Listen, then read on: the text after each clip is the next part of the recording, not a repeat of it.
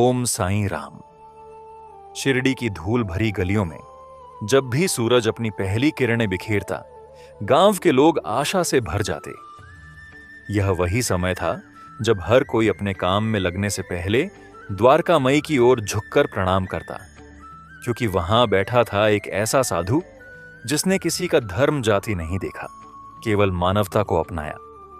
वही साईं बाबा, जिनकी एक झलक पाने मात्र से थका हुआ मन भी तृप्त हो जाता। लेकिन हर जगह की तरह शिरडी में भी कुछ ऐसे लोग थे जो साईं की करुणा और प्रेम से ईर्ष्या करते थे।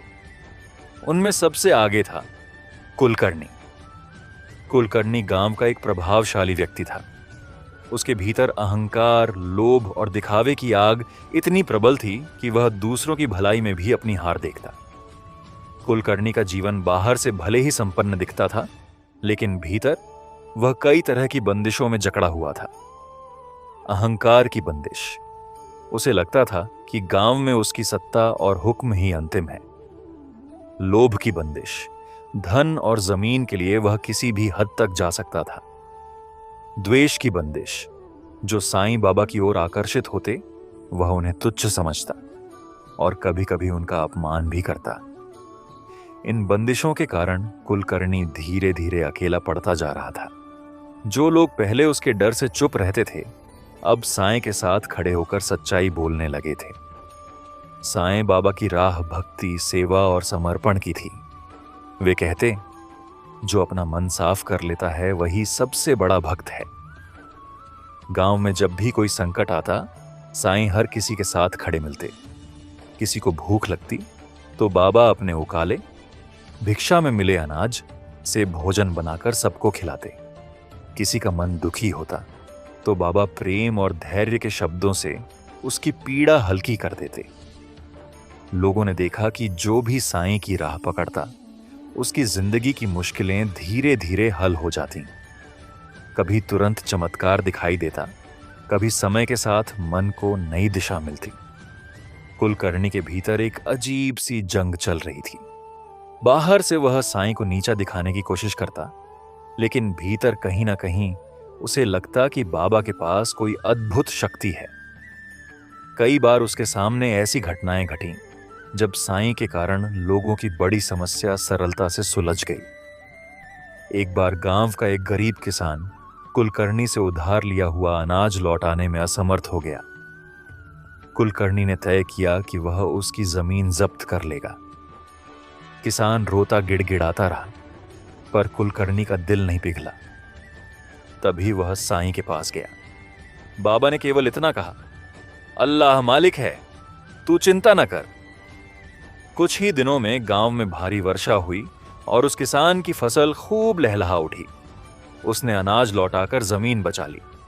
कुलकर्णी यह देखकर हैरान तो हुआ, लेकिन उसने इसे संयोग कहकर टाल दिया। साईं बार बार यह सिखाते, सत्य से बड़ा कुछ नहीं। दूसरों को दुख देकर कोई भी सुखी नहीं हो सकता। मदद वही है जो बिना दिखावे के की जाए।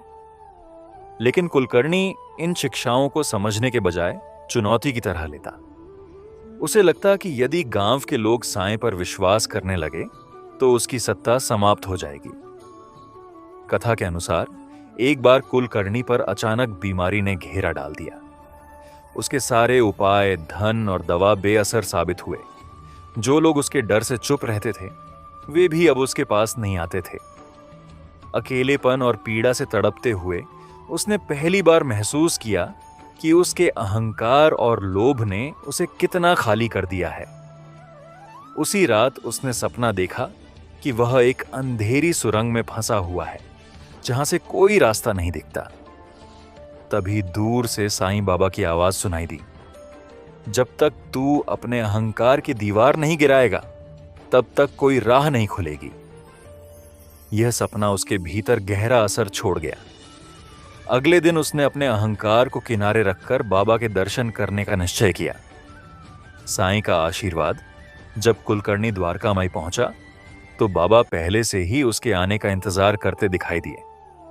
बाबा ने मुस्कुराकर कहा, कुलकर्णी, बंदिशें बाहर से नहीं होती, भीतर से होती हैं। अपने भीतर के क्रोध और लोभ को खोल दें, तेरा रास्ता स्वयं खुल जाएगा। इन शब्दों ने उसके दिल को हिला दिया। उसने पहली बार सच्चाई से स्वीकार किया कि वह गलत रास्ते पर था। बाबा ने उसे पानी पिलाया और शांत स्वर में समझाया, जिस दिन तू दूसरों के सुख दुख को अपना समझेगा, उसी दिन तेरे जीवन की सभी बंदिशें टूट जाएंगी। धीरे धीरे कुलकर्णी का जीवन बदलने लगा। वह अब दूसरों की मदद करने लगा। अहंकार कम हो गया और भीतर से एक शांति का अनुभव होने लगा। कुलकर्णी की कहानी हमें यह सिखाती है कि जीवन की सबसे बड़ी बंदिशें बाहरी नहीं, बल्कि हमारे भीतर के अहंकार, ईर्ष्या और लोभ से उत्पन्न होती हैं। जब हम साईं की राह अर्थात प्रेम, करुणा और सत्य पर चलते हैं तो ये सारी बेड़ियां टूट जाती हैं। साईं की राह कठिनाइयों को आसान बना देती है। कुलकर्णी जैसा व्यक्ति भी, जो साईं के सबसे बड़े विरोधियों में से था, अंततः उसी साईं की शरण में आकर अपनी मुक्ति पाता है।